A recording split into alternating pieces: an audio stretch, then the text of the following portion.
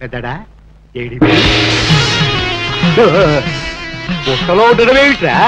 రేపు నాకు నాగకన్యకు పెళ్ళైన తర్వాత కాపురం చేయవలసింది ఈ పుట్టలోనే కదా, అందుకే ఇప్పటి నుంచే ప్రాక్టీస్ చేస్తున్నా. ఏడ్చినట్టుంది, నీకోసం మంచి సంబంధం తెచ్చాను రా.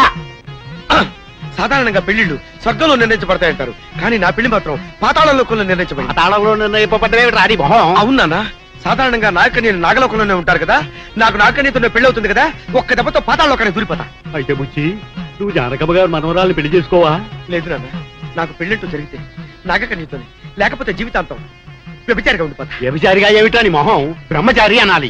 ఏదైతే నాన్న రెండు ఒకేలా ఉన్నాయి కదా అని అన్నాను. వస్తానన్నా. అమ్మా కాలేజీ టైం అయింది, టిఫిన్ పెట్టు. మాకు టిఫిన్ వద్దు, మా జాతి గర్భపదార్థాలు తింది కదా. అమ్మా గౌరీ, ఒక గ్లాస్ పాలు తీసుకొచ్చిందిరా, పోయి చెప్తా. పోయి చాలు. అమ్మా సందేహం లేదు, వీడి ఖచ్చితంగా పిచ్చెక్కింది. అయినా నాకేం గాని, ఇంతకీ టిఫిన్ ఏం చేసావు? ఉప్మా. ఉప్మానా? ఒరే అచ్చి, నువ్వు ఇలా అరిచా ఉంటా, చెవి బద్దలైపోతుంది తెలుసా? నీకు తెలీదా? పావులకి చెవులుండవు. ఓహో, పావుకు చెవులుండవు కదా, నువ్వు ఎలా అరుచుకున్నా నాకు పర్వాలేదు, అరుచుకో. ఎన్నడా? ఆ, ఎన్నడా? నువ్వు జానకమ్మ గారి మనవరాలు వద్దు, అమ్మంతా చెప్పింది. అలాంటి ఆశలు ఏం పెట్టుకోవద్దు. ఇక్కడ ఉంటే బ్రెయిన్ తినేస్తారు. వస్తాను. జానకమ్మ గారి ఆస్తి అప్పనంగా కాచేద్దామంటే కొడుకులు సహకరించలేదు.